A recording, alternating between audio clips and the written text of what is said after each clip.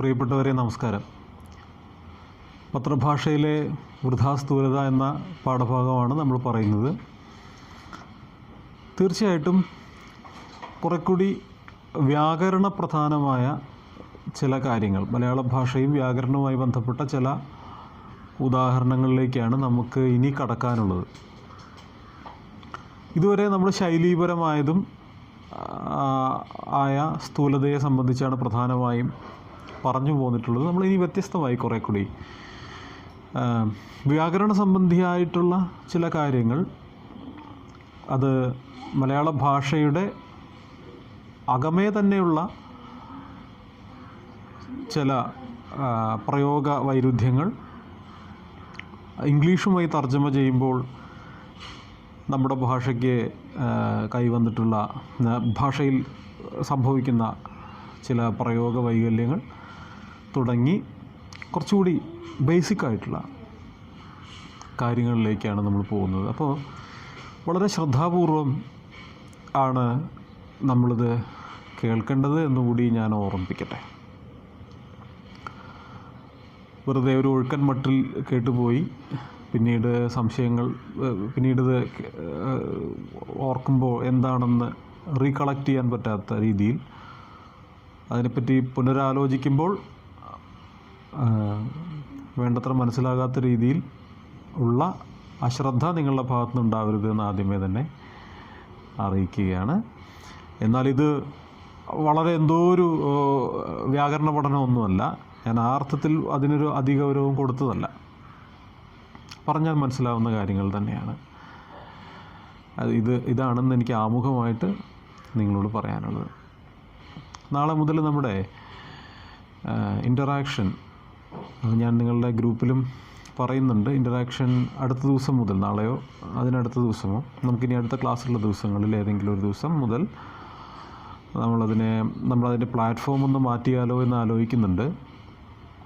അപ്പോൾ നമ്മൾ വാട്സാപ്പ് വഴിയുള്ള ആ ഒരു ഇൻ്ററാക്ഷൻ എന്നുള്ളത് മാറ്റി ഗൂഗിൾ മീറ്റ് വഴി നമുക്ക് നേരിട്ട് കാണാനും അപ്പോൾ ചോദിക്കാനും, നിങ്ങളോട് കുറച്ചുകൂടി വളരെ ലൈവായിട്ട് നിങ്ങളെ കാണുകയും അടുത്ത് നിൽക്കുകയും തോന്നുന്ന ഒരു അനുഭവം ഉണ്ടാക്കുന്ന തരത്തിൽ, അങ്ങനെ അല്ലെങ്കിൽ പോലും വിർച്വൽ റിയാലിറ്റി എന്നാണല്ലോ നമ്മളിതിനെ വിളിക്കുന്നത്. വിർച്വൽ റിയാലിറ്റിയിൽ ഒരിക്കലും നമ്മൾ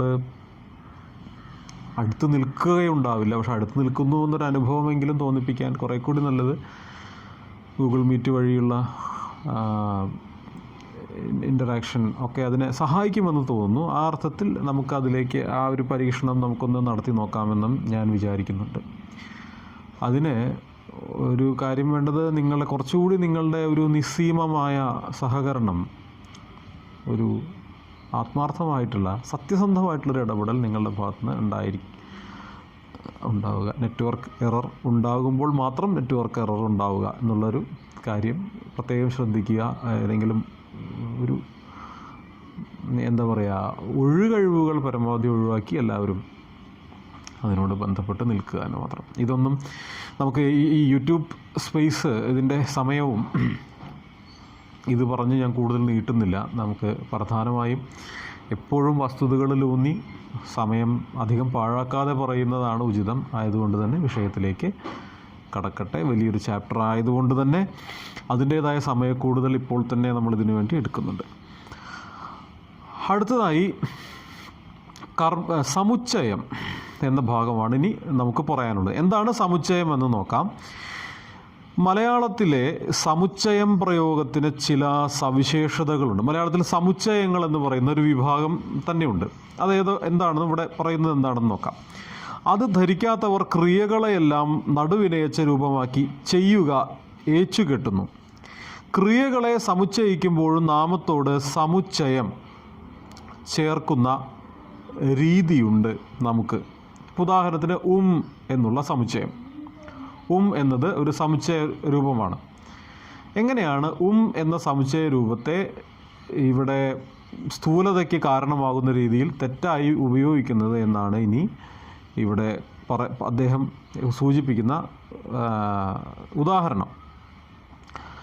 അടിയും കൊണ്ട് പുളിയും തിന്നു പണവും ഒടുക്കി എന്ന പ്രസിദ്ധമായ ചൊല്ലിൻ്റെ സ്ഥാനത്ത് ഇന്നുള്ളവർ അടി കൊള്ളുകയും പുളി തിന്നുകയും പണമൊടുക്കുകയും ചെയ്തു എന്ന് എഴുതിക്കളയും. ഞാൻ വീട്ടിൽ വരികയും കുളിക്കുകയും ഊണ് കഴിക്കുകയും ചെയ്തിട്ട് ഉറങ്ങി എന്നല്ല മലയാളി പറയുന്നത്. ഞാൻ വീട്ടിൽ വന്ന് കുളിച്ച് ഉണ്ട് ഉറങ്ങി എന്നാണ്. ഇനി നമുക്ക് ഇതെന്താണ് ഈ പറഞ്ഞതിൻ്റെ വ്യത്യാസമെന്ന് നമുക്ക് പൊതുവിലൊന്ന് ആലോചിക്കാം. ആദ്യം പറയുന്ന എന്ന പ്രയോഗത്തിൻ്റെ പ്രശ്നം, അടിയും കൊണ്ട് പുളിയും തിന്നു പണവും ഒടുക്കി എന്നത് ഒരു മലയാളത്തിൽ പറയുന്ന ഒരു ശൈലിയാണ്, ഒരു ചൊല്ലാണത്. എന്ന് പറഞ്ഞാൽ ഒരു സ്ഥലത്ത് ചെന്നു പെട്ടു, അവിടെ നിന്ന് വളരെ മോശമായിട്ടുള്ള ഒന്നിനു മേലെ ഒന്നായിട്ട് നമ്മൾ ഇടിവെട്ടിയവനെ പാമ്പും കടിച്ചു എന്ന് പറയുന്നത് പോലുള്ള ഒരു പ്രയോഗമാണിത്. അടിയും കൊണ്ട് പുളിയും തിന്നു പണവും ഒടുക്കി എന്ന ചൊല്ല്. അപ്പോൾ അവിടെ ഈ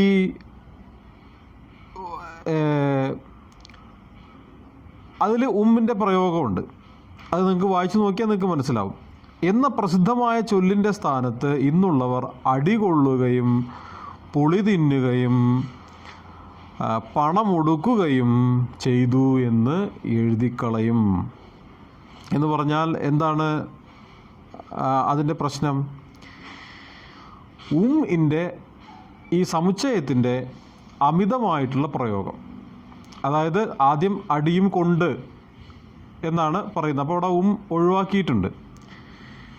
പുളിയും തിന്നു, പിന്നെ പണവും ഒടുക്കി എന്ന് പറയുമ്പോൾ അതിൽ ഉമ്മിൻ്റെ പ്രയോഗം കുറവുണ്ട്. പക്ഷെ രണ്ടാമത് വരുമ്പോൾ എന്താണ്? അടി കൊള്ളുകയും പുളി തിന്നുകയും പണം ഒടുക്കുകയും എന്ന് ആവർത്തിച്ച് പറയുന്നു. അതാണ് ഒന്നാമത്തെ ഒരു കാര്യം. അതിൻ്റെ ഈ സമുച്ചയങ്ങളുടെ കാര്യത്തിൽ അതാണ് ഒന്നാമത്തെ ഉദാഹരണം. രണ്ടാമത്തെ ഉദാഹരണം നോക്കൂ.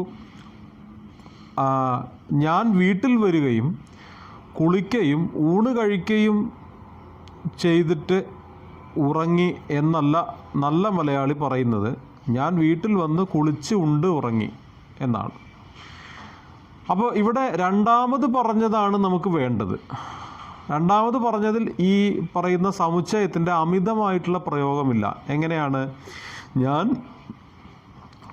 വീട്ടിൽ വന്നു, ശരിയാണ്, അവിടെ വീട്ടിൽ വന്നു എന്ന് പറഞ്ഞു. അത് കഴിഞ്ഞിട്ട് കുളിച്ച് ഉണ്ട് ഉറങ്ങി. ഇവിടെ എന്ന് ഉമ്മിൻ്റെ ആവർത്തനമില്ല. അതുകൊണ്ടുള്ള അഭംഗിയും അവിടെ കടന്നു വന്നിട്ടില്ല. നേരെ മറിച്ച് ആദ്യം പറഞ്ഞത് എന്താ? ഞാൻ വീട്ടിൽ വരികയും ഒരു വന്നോ, കുളിക്കയും വീണ്ടും പ്രയോഗിച്ചു, ഊണ് കഴിക്കയും വീണ്ടും വന്നു ചെയ്തിട്ട് ഉറങ്ങി. അപ്പോൾ എന്നതിൻ്റെ അടുത്തടുത്തുള്ള പ്രയോഗം. സമുച്ചയത്തിൻ്റെ പ്രയോഗം അമിതപ്രയോഗം. അമിതമായാൽ അമൃതം വിഷം എന്ന് ചൊല്ലും. എന്തും അമിതമാവുമ്പോൾ അത് അഭംഗി ഉണ്ടാവും. അപ്പോൾ നമ്മൾ നേരത്തെ ഒരു പ്രയോഗത്തെ പറ്റിയൊക്കെ പറഞ്ഞപ്പോൾ നമ്മൾ പറഞ്ഞല്ലോ, ഈ ഒരു അമിതമായിട്ട് പ്രയോഗിക്കും. മുമ്പ് ഞങ്ങൾ സ്കൂളിൽ പഠിക്കുന്ന കാലത്ത് ഒരു കളി തന്നെ ഉണ്ടായിരുന്നു. ആ കളി വന്നു തന്നെ ഈ ഉള്ളതുകൊണ്ടാണ്. പുസ്തകം രണ്ടുപേരെടുക്കും, എന്നിട്ട് ഒരു വെട്ടിക്കളി എന്ന് അതിന് പേര് തന്നെ പറയാം. ഒരു ടെക്സ്റ്റിൽ നിങ്ങളൊരു പേജ് എടുക്കുക, കണ്ണടച്ചിട്ടൊരു പേജ് എടുക്കുക, രണ്ടുപേര് ഒക്കെ വട്ടമിട്ട് വയ്ക്കും. ഏറ്റവും കൂടുതൽ ഒരു കിട്ടിയവൻ ജയിച്ചു. അതാണ് അതിൻ്റെ അർത്ഥം. എല്ലാ പേജിലും ഈ ഉണ്ട്. കുട്ടികൾ തമാശയ്ക്ക് തുടങ്ങിയൊരു കളിയാണ്, പക്ഷെ അത് ഈ ഭാഷാ പ്രയോഗത്തിൻ്റെ വൈകല്യത്തെ സൂചിപ്പിക്കുന്നത്. അതുപോലെയാണ് ഇവിടെ. ഇവിടെ ഒരു പ്രയോഗത്തെ പറ്റിയല്ല, സമുച്ചയങ്ങളുടെ അമിതമായ പ്രയോഗത്തിനൊരു ഉദാഹരണമായിട്ടാണ് ഇവിടെ പറയുന്നത്. വരികയും കുളിക്കുകയും ഊണ് കഴിക്കുകയും ചെയ്തിട്ട് എന്ന് പറഞ്ഞിട്ട് എന്ന് പറയുക. അതിന് പകരം ഞാൻ വീട്ടിൽ വന്ന് കുളിച്ച് ഉണ്ട് ഉറങ്ങി എന്ന് പറഞ്ഞാൽ ഈ പ്രയോഗം ഒഴിവാക്കാൻ കഴിയും എന്നാണ് സമുച്ചയങ്ങളുടെ പ്രയോഗത്തെ സംബന്ധിച്ച് ഇവിടെ ലേഖകൻ പറയുന്നു. അടുത്തത് വളരെ പ്രധാനപ്പെട്ടതും വളരെ പ്രധാനപ്പെട്ട സാധാരണഗതിയിൽ ചോദ്യം വരാൻ വളരെയേറെ സാധ്യതയുള്ളതുമായിട്ടുള്ളൊരു മേഖലയാണ് പരീക്ഷയുടെ അടിസ്ഥാനത്തിൽ കേട്ടോ, പരീക്ഷാടിസ്ഥാനത്തിൽ സംസാരിക്കുകയാണെങ്കിൽ അതിലൊരു നടുക്കഷ്ണമാണ് ഈ പറയാൻ പോകുന്ന ഭാഗം എന്ന് പറയേണ്ടിയിരിക്കുന്നു. എപ്പോഴും എന്ത് കഴിക്കുമ്പോഴും നടുക്കഷ്ണം കഴിക്കണം എന്നാണല്ലോ പറയുക. അപ്പോൾ ഇതിൻ്റെ ഒരു നടുക്കഷ്ണമാണ് ഇനി പറയാൻ പോകുന്നൊരു ഭാഗം. അത് നമ്മൾ മനസ്സിലാക്കി തന്നെ പോകണം.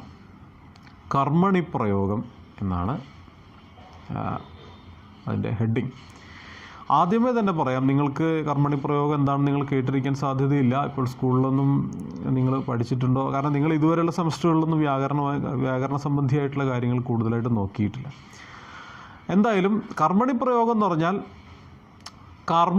കർമ്മത്തെ കേന്ദ്രീകരിച്ച് ഒരു വാചകം തയ്യാറാക്കുന്നതിനാണ് നമ്മൾ കർമ്മണി പ്രയോഗം എന്ന് പറയാം. ഇതിന് നേർ വിപരീതമാണ് കർത്തരി പ്രയോഗം. കർത്തരി പ്രയോഗത്തിൽ കർത്താവിനാണ് പ്രാധാന്യം, കർമ്മണി പ്രയോഗത്തിൽ കർമ്മത്തിനാണ് പ്രാധാന്യം. ഇപ്പോൾ ഉദാഹരണമായിട്ട് രാവണൻ രാമനാൽ കൊല്ലപ്പെട്ടു എന്ന് പറയുന്നു. ഇവിടെ രാമനാൽ കൊല്ലപ്പെട്ടു എന്ന് പറയുന്നതിനാണ്, ആ കർമ്മത്തിനാണ് അവിടെ പ്രാധാന്യം കൊടുത്തിരിക്കുന്നത്. ഇനി ഇതിനെ എങ്ങനെ കർത്തരി പ്രയോഗമാണ് ആക്കുക? അതായത് കർത്താവിൽ കേന്ദ്രീകരിച്ചിട്ടുള്ള പ്രയോഗം, ആരാണോ ചെയ്തത് അയാളിൽ കേന്ദ്രീകരിച്ചിട്ടാണ് ഈ പ്രയോഗം പറയുന്നതെങ്കിൽ അത് കർത്തരി പ്രയോഗമാവും. അപ്പോൾ ഈ സെൻറ്റൻസിന്, ഞാനിപ്പോൾ പറഞ്ഞ സെൻറ്റൻസിനെ ടെക്സ്റ്റിൽ പറയുന്ന ഉദാഹരണമല്ല, നിങ്ങൾക്ക് എളുപ്പത്തിൽ കിട്ടാൻ വേണ്ടി ഞാൻ ആദ്യം ഈ കാര്യം അങ്ങോട്ട് ഗ്രഹിക്കാൻ വേണ്ടി പറയുന്നതാണ്. ഇതിനെ നമ്മൾ എങ്ങനെയാണ് കർത്തരി പ്രയോഗമാക്കുക, കർത്താവിൽ കേന്ദ്രീകരിച്ചിട്ടുള്ളതാക്കാം? രാമൻ രാവണനെ കൊന്നു. ഇതാണ് കർത്തരി പ്രയോഗത്തിൻ്റെ രീതി. മലയാളത്തിൽ കൂടുതലായി കർത്തരി പ്രയോഗങ്ങളാണ് കണ്ടുവരുന്നത്. മലയാളത്തിൽ കർമ്മണി പ്രയോഗങ്ങൾ വളരെ വളരെ വിരളമായിട്ട് ഉപയോഗിക്കാറുള്ളൂ. ഒരർത്ഥത്തിൽ ഉപയോഗിക്കാറ് തന്നെ ഇല്ല എന്ന് വേണമെങ്കിൽ പറയാം. എന്നാൽ ഇംഗ്ലീഷ് ഭാഷയിൽ കർമ്മണി പ്രയോഗം വളരെ ധാരാളമായി ഉപയോഗിക്കാറുണ്ട്. നമ്മൾ ഏതാണ്ട് കർത്തരി പ്രയോഗത്തിൻ്റെ ആളുകളാണ് എന്ന് പറയാൻ പറ്റും. ഇപ്പോൾ അങ്ങനെയാണ് സെൻറ്റൻസുകൾ ഉണ്ടാക്കുക എന്ന് പറയുന്നത് അതാണ്. ഇപ്പോൾ അഷിതേയ അനുശ്രീയാൽ മർദ്ദിക്കപ്പെട്ടു എന്ന് ഉദാഹരണം. ഇപ്പം നിങ്ങൾ രണ്ടുപേര് കൂടെ അടികൂടി എന്ന് വിചാരിക്കുക. അഷിതേയ അനുശ്രീയാൽ മർദ്ദിക്കപ്പെട്ടു എന്ന് പറയുന്നത് അനുശ്രീ അഷിതയെ മർദ്ദിച്ചു എന്ന് പറയുന്നത് തമ്മിൽ വ്യത്യാസമില്ലേ? അനുശ്രീയിൽ കേന്ദ്രീകരിച്ച് പറയുമ്പോൾ അത് കർത്തരി പ്രയോഗമാവും, മറിച്ചാവുമ്പോൾ അത് കർമ്മണി പ്രയോഗമാവും. ഞാൻ എളുപ്പത്തിൽ കിട്ടാൻ വേണ്ടിയാണ്. അപ്പോൾ ഞാൻ പറഞ്ഞ കാര്യം ആദ്യമേ തന്നെ ഉറക്കുക എന്നുള്ളതാണ്. കർത്തരി പ്രയോഗം എന്ന് പറഞ്ഞാൽ കർത്താവിൽ കേന്ദ്രീകരിച്ചിട്ടുള്ളതാണ്, ആരാണോ ചെയ്യുന്നത് അയാളിൽ കേന്ദ്രീകരിച്ചിട്ടുള്ളതാണ്. കർമ്മണി പ്രയോഗം എന്ന് പറയുന്നത് കർമ്മത്തെ കേന്ദ്രീകരിച്ച് ഉള്ളതാണ്. അതാണ് രണ്ടും തമ്മിലുള്ള പ്രധാനപ്പെട്ട വ്യത്യാസം. ഇനി അതിനെപ്പറ്റി എന്താണ് പറയുന്നത് എന്ന് നോക്കാം. കർമ്മണി പ്രയോഗം. മലയാളത്തിൽ കർമ്മണി പ്രയോഗം ഇല്ല. വൈയാകരണൻ്റെ ദൃഷ്ടിയിൽ, ഇത് വ്യാകരണത്തിൽ പറയുന്നത്, ഇപ്പം മലയാളത്തിലെ ഏറ്റവും വലിയ വൈയാകരണന്മാരായിട്ടുള്ള കേരള പാണിനി, അതായത് AR രാജരാജവർമ്മ, അദ്ദേഹമാണ് കേരള പാണിനീയം എഴുതിയിട്ടുള്ളത്. വൃത്തമഞ്ജരി പോലെയുള്ള ധാരാളം വ്യാകരണ സംബന്ധിയായിട്ടുള്ള പുസ്തകങ്ങളൊക്കെ എഴുതിയിട്ട്, അല്ലെങ്കിൽ പാണിനി എന്ന സംസ്കൃത വൈയാകരണനോട് കിടപിടിക്കാവുന്ന മലയാളത്തിലെ വൈയാകരണനാണ്. മലയാള ഭാഷയെ സംബന്ധിച്ച് നമ്മുടെ പാണിനിയാണ്, കേരളത്തിൻ്റെ പാണിനിയാണ് AR രാജരാജവർമ്മ. അദ്ദേഹം ഉൾപ്പെടെയുള്ള ആളുകളൊന്നും ഇതിനെപ്പറ്റി പരാമർശിച്ചപ്പോൾ ഈ കർമ്മണി പ്രയോഗത്തിൽ ഊന്നിയിട്ടല്ല നമ്മുടെ ഭാഷ എപ്പോഴും ചലിക്കുന്നത് എന്ന് സാധാരണഗതിയിൽ നമ്മൾ പറയാറുണ്ട്. ആരുടെ ദൃഷ്ടിയിൽ? ഗ്രാമാറ്റിക്കലി, വ്യാകരണപരമായിട്ട് പറയുമ്പോൾ അങ്ങനെയില്ല. എന്നാൽ ക്രിയകളോട് പെടുക ചേർത്തുണ്ടാക്കുന്ന കോമാളി രൂപത്തിന് ആ ഓമന പേരാണല്ലോ നാം നൽകിയിരിക്കുന്നത്. പെടുക എന്ന് പറഞ്ഞാൽ കൊല്ലപ്പെട്ടു. ഞാൻ നേരത്തെ പറഞ്ഞല്ലോ, രാവണൻ രാമനാൽ കൊല്ലപ്പെട്ടു, തല്ലപ്പെട്ടു എന്നൊക്കെ പറഞ്ഞ് ചേർക്കുന്നതിനെയാണ് നമ്മൾ ഇത് പറയുന്നത്. അതുകൊണ്ട് ആ പേർ തന്നെ ഇവിടെ പറയട്ടെ. സംഭാഷണത്തിൽ കർമ്മണി പ്രയോഗം ഇല്ലെന്നതുകൊണ്ട് തന്നെ അതിൻ്റെ കൃത്രിമത്വം വ്യക്തമാണ്. കാരണം നമ്മൾ സാധാരണഗതിയിൽ വർത്തമാനം പറയുമ്പോൾ അങ്ങനെയാണല്ലോ, അനുശ്രീ അഷിതയെ തല്ലി എന്നാണല്ലോ നമ്മൾ പറയാം. അല്ലാതെ അഷിതയെ അനുശ്രീയാൽ തല്ലപ്പെട്ടു എന്ന് പറയാറുണ്ടോ? ആരെങ്കിലും ക്ലാസ്സിൽ ഓടി വന്നിട്ട് പറയാണ് തല്ലപ്പെട്ടു കേട്ടോ, തല്ലപ്പെട്ടു എന്ന് പറയാറില്ല. തല്ലപ്പെട്ടു എന്ന് പറഞ്ഞു കഴിഞ്ഞാൽ ആ കർമ്മം, എന്ത് കർമ്മമാണോ അവിടെ നടന്നത് അതിനെയാണ് തോന്നുന്നത്. തല്ലപ്പെട്ടു, എന്ത് തല്ലപ്പെട്ടു? അഷിതയെ തല്ലപ്പെട്ടു. അപ്പോൾ തിരിച്ച് ഒരാൾ ചോദിക്കണം ആരാൽ എന്ന് ചോദിക്കും. അനുശ്രീയാൽ. ഇങ്ങനെ സംസാരിക്കാറുണ്ടോ? ഇങ്ങനെ നമ്മൾ സംസാരിക്കാറില്ലല്ലോ. അപ്പോൾ അതുകൊണ്ട് അത് നമ്മുടെ സംസാര ഭാഷയിൽ അതില്ല. പൊതുവിൽ സ്വാഭാവികമായും നമ്മുടെ സംസാര ഭാഷയിൽ ഈ തരത്തിലുള്ള പ്രയോഗമില്ല. അപ്പോൾ അതുകൊണ്ട് തന്നെ നമ്മളെ സംബന്ധിച്ചിടത്തോളം അതൊരു പ്രശ്നമായി വരുന്നില്ല. പക്ഷേ എവിടെ വരുന്നുണ്ട്? എഴുത്ത് ഭാഷയിൽ ഇത് വളരെ വ്യാപകമായിട്ട് കർമ്മണി പ്രയോഗം പലപ്പോഴും അങ്ങനെ സംഭവിച്ചു കാണാറുണ്ട്. എവിടെയും അത് ഒഴിവാക്കാൻ ക്ലേശമില്ല. ഇത് ഒഴിവാക്കി കളയാൻ ബുദ്ധിമുട്ടില്ല. ഒഴിവാക്കുമ്പോൾ അക്ഷരപ്പെരുപ്പം കുറയും. കർമ്മണി പ്രയോഗം എത്രത്തോളം ഒഴിവാക്കുന്നോ അത്രത്തോളം അക്ഷരങ്ങൾ പെരുപ്പിക്കും. ഇപ്പോൾ രാമൻ രാവണനെ കൊന്നു എന്ന് പറഞ്ഞാൽ എത്ര കുറച്ച് മതി? വളരെ കുറച്ച് സ്ഥലം മതിയല്ലോ. നേരെ മറിച്ചോ രാവണൻ രാമനാൽ കൊല്ലപ്പെട്ടു ഇങ്ങനെ പറയുമ്പോൾ കുറേ കൂടി സ്ഥലം വേണം. അപ്പോൾ അവിടെ കർമ്മണി പ്രയോഗം ഒട്ടും ഉചിതമല്ല, കർത്തരി പ്രയോഗമാണ് ഉചിതം. മലയാള ഭാഷയെ സംബന്ധിച്ചിടത്തോളം ഭാഷാ പ്രയോഗത്തിൽ എപ്പോഴും കർത്തരി പ്രയോഗമാണ് ഉചിതമാണ്, കർമ്മണി പ്രയോഗത്തേക്കാൾ ഉചിതമായിരിക്കുന്നത്. ഇത് നമ്മൾ മനസ്സിലുറപ്പിക്കണം. എവിടെയും അത് ഒഴിവാക്കാൻ ക്ലേശമില്ല. ഒഴിവാക്കുമ്പോൾ അക്ഷരപ്പെരുപ്പം കുറയും, വാക്യത്തിന് സ്വാഭാവികത കൈവരുകയും ചെയ്യും. 10 പേർ വെടിവെച്ചു കൊല്ലപ്പെട്ടു എന്ന് പറയാതെ 10 പേർ വെടിയേറ്റ് മരിച്ചു എന്ന് പറഞ്ഞാൽ മതി. രാഷ്ട്രപതിക്ക് തിരുവനന്തപുരത്ത് ഗംഭീരമായൊരു സ്വീകരണം നൽകപ്പെട്ടു എന്ന് വേണോ? സ്വീകരണം ലഭിച്ചു എന്ന് പോരെ? അവിടെയും കർമ്മണി പ്രയോഗത്തിൻ്റെ ഈ അതിപ്രസരം ഒഴിവാക്കി അത് കർത്തരി പ്രയോഗത്തിലേക്ക് മാറ്റുമ്പോൾ സ്വാഭാവികമായിട്ടും അതിൻ്റെ പ്രയോജനം വാക്യഭംഗിയിൽ നമുക്ക് ലഭിക്കുമെന്നുള്ള കാര്യത്തിൽ സംശയമില്ല. 10 പേർ വെടിവെച്ചു കൊല്ലപ്പെട്ടു എന്ന് പറയാതെ 10 പേർ വെടിയേറ്റ് മരിച്ചു എന്ന് പറഞ്ഞാൽ അവിടെ എന്താണ് പ്രധാനപ്പെട്ട മാറ്റം വരുത്തിയിട്ടുള്ളത്?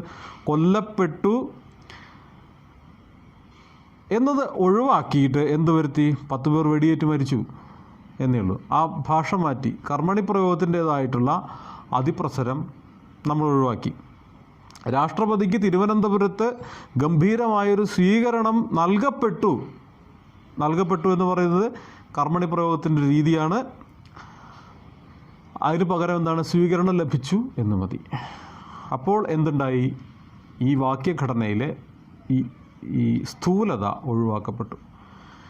ഇപ്പോൾ നിങ്ങൾക്ക് ഇത് ഏതാണ്ട് ഈ പറഞ്ഞു വരുന്നത് എന്താണെന്ന് മനസ്സിലായല്ലോ. കർമ്മണി പ്രയോഗത്തിൻ്റേതായ കുഴപ്പം. മലയാളത്തിൽ കർമ്മണി പ്രയോഗം സാധാരണ ഉപയോഗിക്കാറില്ലെങ്കിൽ പോലും കർമ്മണി പ്രയോഗം അറിയാതെ ഇത്തരം സന്ദർഭങ്ങളിൽ കടന്നു വരുന്നു. അതെങ്ങനെ ഒഴിവാക്കാം എന്നതിനെക്കുറിച്ചാണ് നമ്മളിപ്പം സംസാരിച്ചു കൊണ്ടിരിക്കുന്നത്. ഇനി ഇത് പ്രധാനമായും നമ്മുടെ ഭാഷയിൽ ഇല്ലെങ്കിൽ, കർമ്മണി പ്രയോഗങ്ങളില്ലെങ്കിലും, ഞാൻ നേരത്തെ സൂചിപ്പിച്ചല്ലോ, നമ്മൾ ഇംഗ്ലീഷിൽ നിന്നൊക്കെ തർജ്ജമ ചെയ്ത് കൊണ്ടുവരുമ്പോൾ ഇത് വളരെയധികം ഉണ്ടാവും. കാരണം അവിടെ ഇത് ധാരാളമായിട്ടുണ്ട്. അവിടെ നിങ്ങൾ പാസീവ് വോയിസ് എന്ന് പറഞ്ഞിട്ട് ഇത് പഠിക്കും. പാസീവായിട്ട് പറയുന്ന രീതി വളരെ ധാരാളമായിട്ടുണ്ട്. അതായത് നമ്മൾ ഈ കർമ്മണി പ്രയോഗം എന്നൊക്കെ പറയുന്നത് അവിടെ വളരെ കൂടുതലാണ്. പാസീവ് വോയിസ് അവിടെ കൂടുതലുണ്ട്. അപ്പോൾ നിങ്ങൾ പാസീവ് വോയിസിനെ തർജ്ജമ ചെയ്യുമ്പോൾ പാസീവ് വോയിസായി തന്നെ തർജ്ജമ ചെയ്താൽ ശരിയാകുമോ ഇല്ലയോ? യഥാർത്ഥത്തിൽ ഈ ഭാഗമൊക്കെ ശരിക്കും പറഞ്ഞാൽ അതൊരു ചോദ്യോത്തരത്തിലൂടെ നമ്മുടെ ക്ലാസ്സിൽ പുരോഗമിക്കേണ്ടതായിരുന്നു. ചില ചോദ്യങ്ങൾ എനിക്ക് നിങ്ങളോട് ചോദിക്കാനുണ്ടായിരുന്നു. ഇതിപ്പോൾ ചോദ്യോത്തരമൊക്കെ ഞാൻ തന്നെ പറയാം. എന്തായാലും ആ പ്രശ്നത്തെക്കുറിച്ചാണ് ഇനി പറയുന്നത്. അതെന്താണെന്ന് നമുക്കൊന്ന് നോക്കാം. ഇംഗ്ലീഷിൽ പാസീവ് വോയിസിൽ ഉള്ള ചില വാക്യങ്ങൾ നാം കർമ്മണി പ്രയോഗത്തിൽ പരിഭാഷപ്പെടുത്തിയാൽ അക്ഷരപ്പെരുപ്പത്തിനും അഭംഗിക്കും പുറമേ ദുഷ്പ്രതീതിയും ഉളവാകും. അതായത് ഇംഗ്ലീഷിലുള്ള പാസീവ് വോയിസിനെ നമ്മൾ മലയാളത്തിലേക്ക് കർമ്മണി പ്രയോഗം എന്ന് കരുതി അതേപോലെ ട്രാൻസ്ലേറ്റ് ചെയ്താൽ കുഴപ്പം സംഭവിക്കും. ഇനി അതിന് എങ്ങനെയാണത് സംഭവിക്കുന്നത് എന്ന് ഒരു ഉദാഹരണം പറയുകയാണ്. The ship was റക്ഡ്, 10 people were drowned എന്നാണ് വാക്ക്. ദ ഷിപ്പ് വാസ് റക്ഡ് എന്ന് പറഞ്ഞാൽ, റക്ഡ് എന്ന വാക്കിൻ്റെ അർത്ഥം കപ്പൽ ഛേദം എന്നാണ്. അത് തകരുക എന്ന രീതിയിൽ, ബ്രോക്കൺ എന്നുള്ള രീതിയിൽ എടുക്കരുത്. റക്ഡ് എന്ന് പറഞ്ഞാൽ കപ്പൽ ഛേദമാണ്. കപ്പൽ തകരുന്നതിനെയാണ് നമ്മൾ, അതിനു വേണ്ടിയാണ് ഇംഗ്ലീഷിൽ റക്ഡ് എന്ന് പറയുന്ന വാക്ക് എപ്പോഴും ഉപയോഗിക്കുന്നത്. അപ്പോൾ the ship was റക്ഡ്, 10 people were drowned എന്ന് നമ്മൾ ആ വാക്കിനെ നമ്മൾ എങ്ങനെയാണ് തർജ്ജമ ചെയ്യുക? നമ്മളെപ്പോഴും നമ്മൾ തർജ്ജമയിൽ സ്വീകരിക്കുന്ന ഒരു പ്രധാനപ്പെട്ട രീതി വേർഡ് ബൈ വേർഡ് ട്രാൻസ്ലേഷൻ്റെ ഒരു രീതിയാണ്. പദാനുപദ തർജ്ജമ, വാക്കിനെ വാക്ക് എന്ന ക്രമത്തിൽ, അക്ഷരത്തിനെ പോലും അക്ഷരം എന്ന ക്രമത്തിൽ പിന്തുടർന്നു പോയി തർജ്ജമ ചെയ്യുക. അല്ലാതെ പൊതുവിലൊരു വാക്യം എടുത്തിട്ട് അതിനെങ്ങനെ നമ്മുടെ ഭാഷയിലേക്ക് മാറ്റിയെടുക്കാം എന്നുള്ളതിനെ പറ്റിയല്ല നമ്മൾ പൊതുവിൽ എപ്പോഴും ആലോചിക്കുന്നത് എങ്ങനെ വേർഡ് ബൈ വേർഡ് ചെയ്യാം എന്നുള്ളത്. അങ്ങനെ ചെയ്താലാണ് അർത്ഥം ചോർന്നു പോവാതെ തർജ്ജമ ചെയ്യാൻ കഴിയുക എന്നാണ് പലരും ധരിച്ചു വച്ചിരിക്കുന്നത്. സത്യത്തിൽ അങ്ങനെയല്ല. വേർഡ് ബൈ വേർഡ് ട്രാൻസ്ലേഷനേക്കാൾ ഉചിതമായ മറ്റ് തർജ്ജമാ രീതികൾ നമുക്കുണ്ട്. ഫ്രീ ട്രാൻസ്ലേഷൻ, സ്വതന്ത്ര തർജ്ജമ എന്ന് നമ്മൾ സ്വീകരിക്കാറുണ്ട്. ആശയവിവർത്തനം എന്ന രീതിയിൽ നമ്മൾ ആശയത്തെ തർജ്ജമ ചെയ്യുന്ന രീതിയുണ്ട്. ആശയവിവർത്തനം, സ്വതന്ത്ര തർജ്ജമ, പദാനുപദ തർജ്ജമ എന്നിങ്ങനെ പലതരത്തിലുള്ള തർജ്ജമ മാർഗങ്ങൾ ഉണ്ടായിരിക്കെ പലരും ഇനി ഒന്നും വിട്ടുപോകരുതേ എന്നുള്ള എന്തോ ഒരു നിർബന്ധ ബുദ്ധിയുള്ളതുപോലെ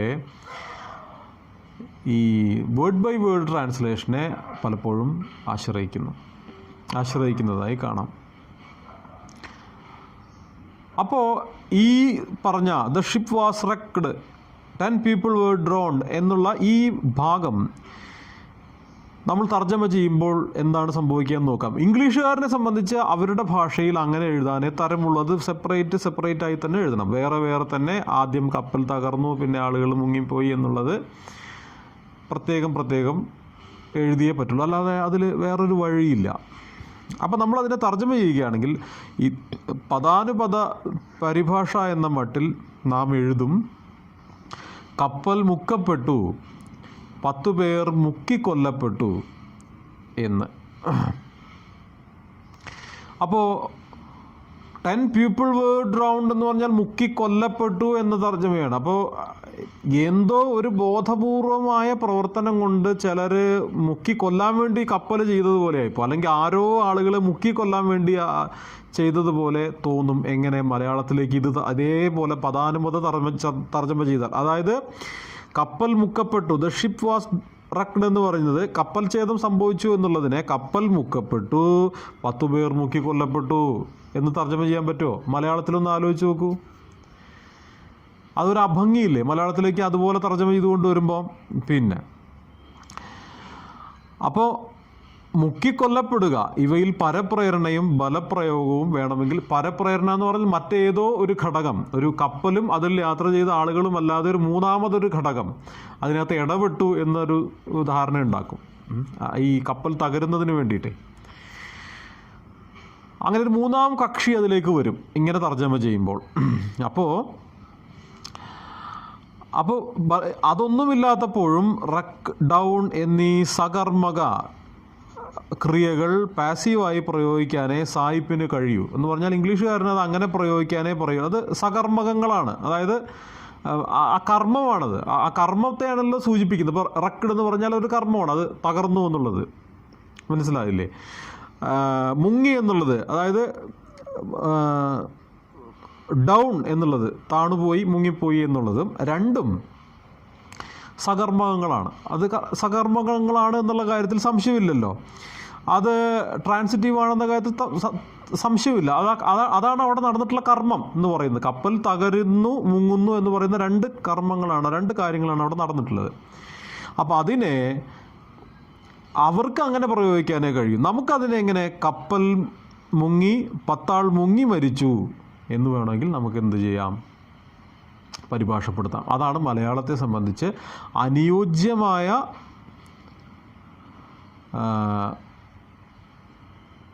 വിവർത്തനം, അനുയോജ്യമായ തർജ്ജമ അതാണ്. അതിന് പകരം കപ്പൽ മുക്കപ്പെട്ടു, 10 പേർ മുക്കി കൊല്ലപ്പെട്ടു എന്ന് അതേപടി തർജ്ജമ ചെയ്യേണ്ട കാര്യമില്ല. അവിടെ ഈ പെടൽ ഒഴിവാക്കാം. ഏതിൻ്റെ പെടൽ? എപ്പോഴും ഈ പെടുക എന്നുള്ള വാക്ക് ഓർത്ത് വെച്ചോളൂ. ഈ പെടുക എന്ന് എപ്പോഴും കർമ്മണി പ്രയോഗത്തിലാണ്. ഞാൻ നേരത്തെ പറഞ്ഞല്ലോ, രാവണൻ രാമനാൽ കൊല്ലപ്പെട്ടു. ഈ പെട്ടു എന്ന് എപ്പോഴും പറയുന്നത് കർമ്മണി പ്രയോഗത്തിലാണ്. അപ്പം ഈ കർമ്മണി പ്രയോഗം ഇവിടെ നമുക്ക് ഈ ട്രാൻസ്ലേഷൻ ഇംഗ്ലീഷിൽ നിന്നുള്ള തർജ്ജമയുടെ സമയത്ത് ഇത്തരം അബദ്ധങ്ങൾ ഒഴിവാക്കാം. കപ്പൽ മുങ്ങി 10 ആൾ മുങ്ങി മരിച്ചു എന്ന് വളരെ സുലളിതമായി മനോഹരമായി നമുക്ക് തർജ്ജമ ചെയ്യാം. എന്ന പരിഭാഷയിൽ മിതത്വവും ഭംഗിയുണ്ട്. എന്താണ് മിതത്വം? വളരെ ആവശ്യത്തിന് മാത്രം വാക്കുകൾ പ്രയോഗിക്കുക എന്ന് പറയുന്ന ഭാഷയുടെ ചേതോഹാരിത വർദ്ധിപ്പിക്കുന്ന ഒന്ന് അതിനകത്തുണ്ട്. മിതത്വവുമുണ്ട്, ഭംഗിയുമുണ്ട്, ദുഷ്പ്രതീതിയുമില്ല. എന്താ ദുഷ്പ്രതീതി?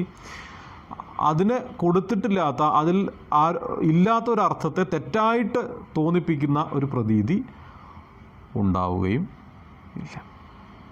വ്യക്തമാണല്ലോ, പറയുന്നത് വ്യക്തമാണ് എന്ന് ഞാൻ വിചാരിക്കുന്നു. എന്തെങ്കിലും സംശയങ്ങൾ മനസ്സിൽ പൊന്തി വരുന്നുണ്ടെങ്കിൽ ഡിസ്കഷൻ്റെ സമയത്ത് തീർച്ചയായിട്ടും ചോദിക്കും. അത്രമാത്രം ഒന്നും സങ്കീർണമായൊരു കാര്യം അല്ല അത്. അപ്പം ഇനി നമുക്ക് തുടർന്ന് നോക്കാം. കർമ്മണി പ്രയോഗം അനിവാര്യമാണ് ചിലയിടത്തെങ്കിലും എന്ന് ചിലർ പറയാം. ചിലർ പറയും അങ്ങനെ ഒഴിവാക്കാൻ പറ്റുന്ന ഒന്നല്ല കർമ്മണി പ്രയോഗം, അത് ചില സന്ദർഭങ്ങളിലെങ്കിലും വേണ്ടി വരും. അത് ശരിയല്ല. എന്നാൽ ചിലയിടത്ത് കർമ്മണി ഒഴിവാക്കുമ്പോൾ അക്ഷരലാഭം ഉണ്ടായില്ല എന്ന് വരാം. അപ്പം കർമ്മണി എല്ലായിടത്തും പ്രയോഗിക്കേണ്ട കാര്യമില്ല. പക്ഷേ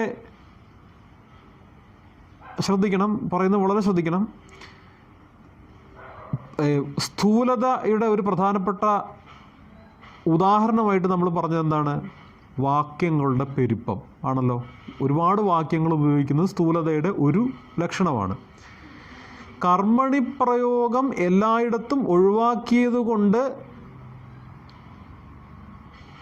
വാക്യങ്ങൾ എല്ലായിടത്തും ലാഭിക്കാൻ പറ്റിക്കൊള്ളണമെന്നില്ല. ക്ലിയർ ആണോ? ഈ സ്ഥൂലത എല്ലായിടത്തും ഒഴിവാക്കാൻ കർമ്മണി പ്രയോഗം ഒഴിവാക്കിയത് കൊണ്ട് പറ്റിക്കൊള്ളണമെന്നില്ല. എന്നാൽ വാക്യഭംഗി, നേരത്തെ പറഞ്ഞതുപോലെ വാക്യങ്ങളുടെ ദുഷ്പ്രതീതി ഒഴിവാക്കൽ, ഇതിന് ഇത് സഹായിക്കും. വ്യക്തമാണല്ലോ.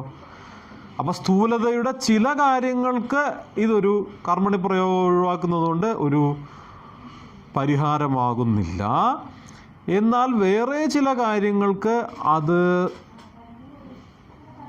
വളരെ പ്രയോജനം ചെയ്യുകയും ചെയ്യും. അപ്പോൾ നോക്കാം. ചിലയിടത്ത് കർമ്മണി ഒഴിവാക്കുമ്പോൾ അക്ഷരലാഭം ഉണ്ടായില്ല എന്ന് വരാം. അക്ഷരലാഭം അഭിലഷണീയമാണെങ്കിലും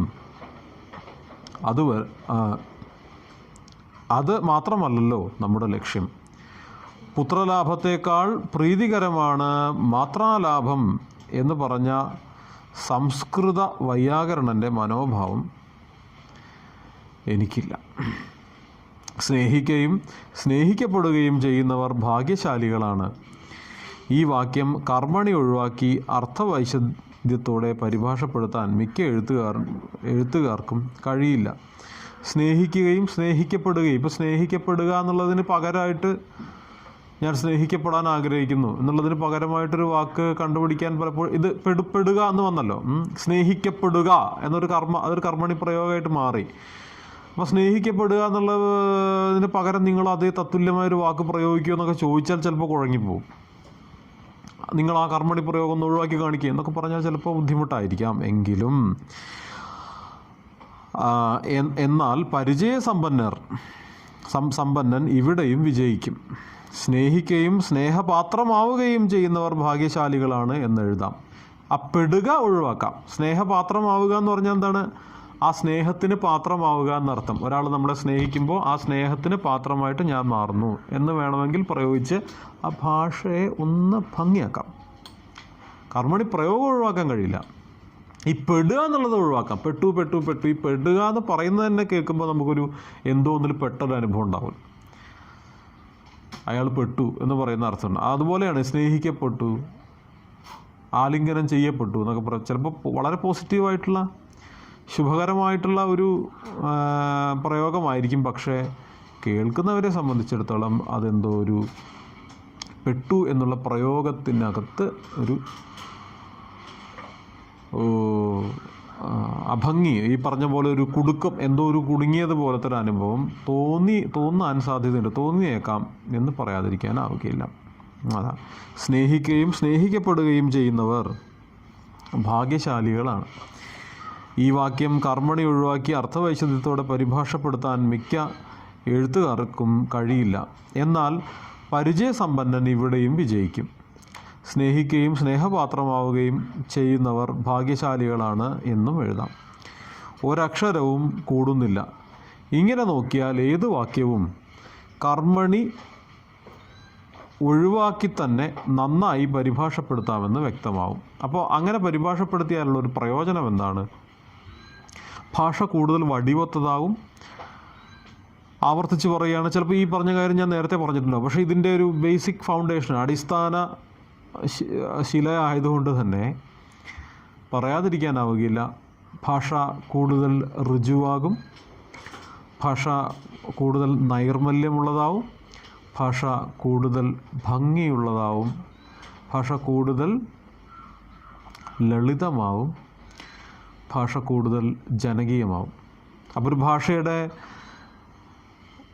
വളർച്ചയെ സംബന്ധിച്ച അതിൻ്റെ ഏറ്റവും വലിയ ദിശാസൂചകം അത് എത്ര ആളുകളിലേക്ക് ദിവസവും ചെല്ലുന്നു എന്നുള്ളത് തന്നെയാണ്. ഭാഷ ശ്രേഷ്ഠമായതുകൊണ്ട് മാത്രം അത് ജീവൽ ഭാഷകളായി നിന്നുകൊള്ളണമെന്നില്ല. നമ്മുടെ ഭാഷകളിലേക്ക് ചരിത്രം നോക്കുമ്പം ലോകത്തിൽ തന്നെ ഉണ്ടായിട്ടുള്ള ഏറ്റവും ശ്രേഷ്ഠമായ ഭാഷകളിലൊന്നായ സംസ്കൃതം ഇന്ന് ജീവൽ ഭാഷകളുടെ പട്ടികയിൽ പോലും വരാതെ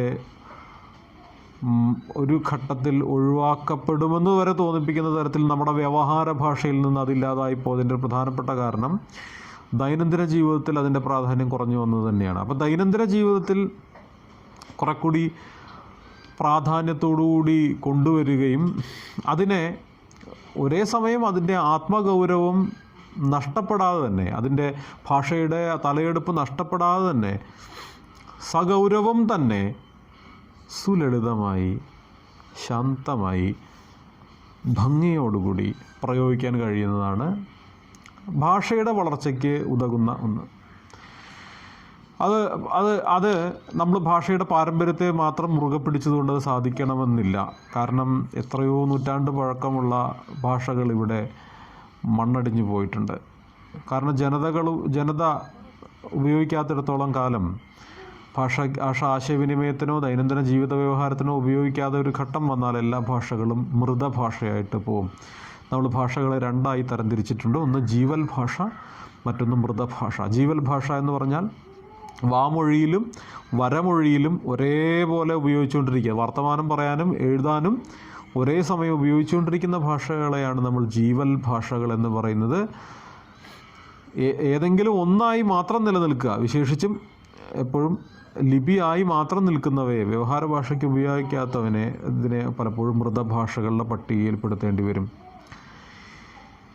ഈ ഒരു കുഴപ്പം, ഈ ഒരു ഡിസാസ്റ്റർ, ഈ ഒരു ദുരന്തം ഭാഷകളെ സംബന്ധിച്ച് വരാതിരിക്കുക എന്നുള്ളത്, നമുക്ക് നമ്മുടെ ഭാഷയെ സംബന്ധിച്ച് വരാതിരിക്കുക എന്നുള്ളത്, അങ്ങനെ സംഭവിക്കാതിരിക്കണമെങ്കിൽ ഭാഷാ പരിഷ്കരണം എന്ന് പറയുന്ന വളരെ സഗൗരവം ചെയ്യേണ്ടുന്ന, ഉത്തരവാദിത്തോടുകൂടി ചെയ്യേണ്ടുന്ന ഒരു പ്രക്രിയ നമ്മൾ ചെയ്യേണ്ടതായിട്ടുണ്ട്.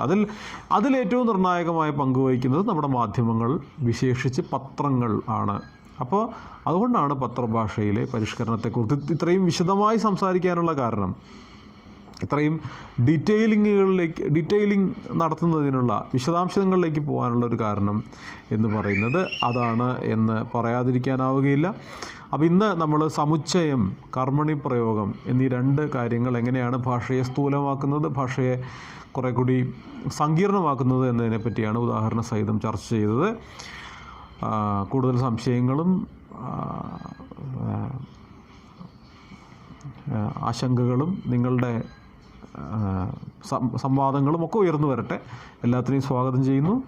അപ്പോൾ നമുക്ക് ബാക്കി അതിൻ്റെ അടുത്ത ഭാഗം നമ്മൾ തുടർന്ന് പോവുക തന്നെയാണ്. അടുത്ത ക്ലാസ്സിൽ നമുക്ക് വിശദമായിട്ട് സംസാരിക്കാം.